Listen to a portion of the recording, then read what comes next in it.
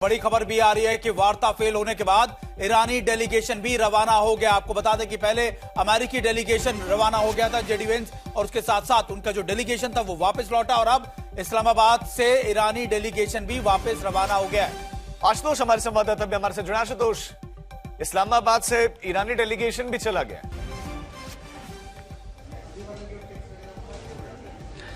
और एक संभावना जरूर थी कि चाहे अराकची हो या बागेर हो, उनकी ओर से एक बयान जरूर इस पर आएगा। खासकर वो दो बातें, अगर मुद्दा फंसा था तो वो क्यों फंसा था, प्रस्ताव क्या था, उसका असली प्रस्ताव क्या था, ईरान का जवाब क्या था, क्योंकि दो दौर में जो है ट्रांजैक्शन ऑफ टेक्स्ट हुए थे एक दूसरे के साथ, तो उसमें क्या बातचीत थी। इसीलिए इंतजार था कि जैसे अमेरिका ने अपना पक्ष रखा, उस पर औपचारिक रूप से ईरान का पक्ष आना चाहिए था। क्योंकि अगर आप दुनिया के सामने अपनी बात खुलकर ये नहीं रखते कि हम बातचीत के टेबल पर थे, ये हमारा मसौदा था, ये अमेरिका का मसौदा था, हमने यहां सहमति दिखाई, उन्होंने वहां असहमति दिखाई, तो ऐसे में जब तक ईरान की ओर से औपचारिक रूप से कुछ नहीं कहा जाएगा, पेज फंसा रहेगा। अब सूत्रों की मान लें या ईरान की जो मीडिया ये कह रही है कि जो परमाणु ऊर्जा कार्यक्रम है, बैलिस्टिक मिसाइल प्रोग्राम है, हार्मुज को लेकर के थी, तो ये तो जग जाहिर है, हार्मुज को लेकर के सबके सामने पेच है कि भाई वो पूरी तरह से उसे खोलने के पक्ष में नहीं है, जब तक कि वो चाहता है कि उस पर उसका जो है स्वामित्व हो या उसको मान लिया जाए। क्या वो दुनिया मानेगी? अमेरिका और ओमान या खाड़ी के देश कह रहे हैं कि भाई ये तो इंटरनेशनल वाटर्स है और इस पर तो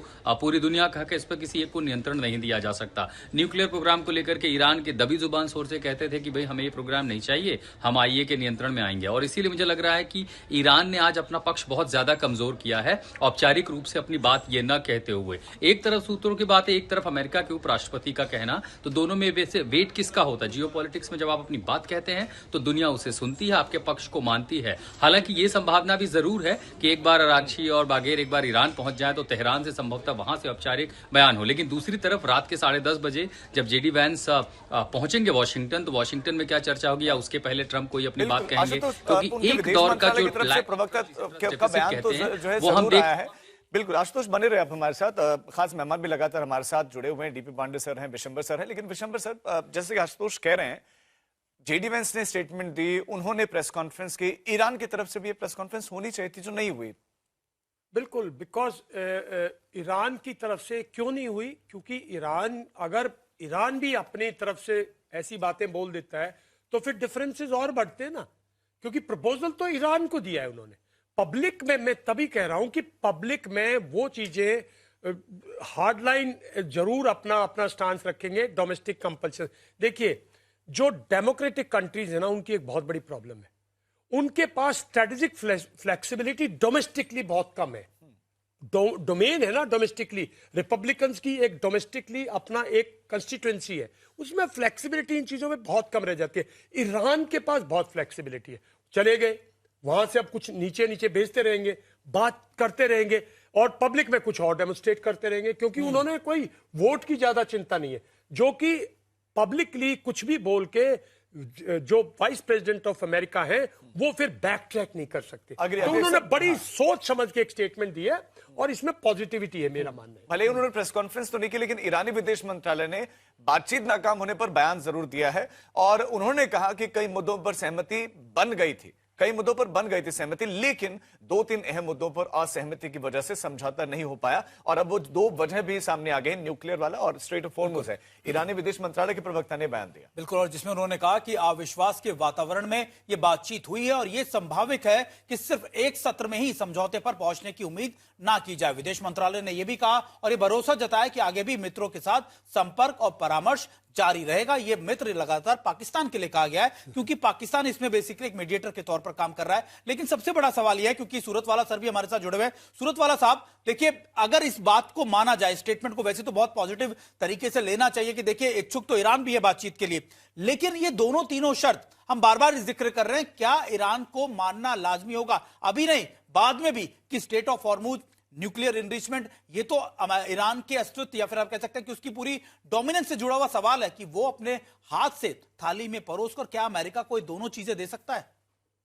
जी बिल्कुल, ये एक मुझे लगता है कि इम्पोर्टेंट सवाल है जो आप पूछ रहे हैं, और इसका जवाब देने के लिए ईरान के सुप्रीम लीडर जो अभी हैं, इनके मैं दो बयानों की तरफ, जो इन्होंने राइटिंग में दो मैसेज दिए हैं, उसकी तरफ इशारा करना चाहूंगा। उन्होंने एकदम वाज़े अल्फाज में इस बात को लिखा है कि हुर्मुज को नए तरीके से अब देखना होगा, अब पुराने तरीके से हुर्मुज नहीं रहेगा।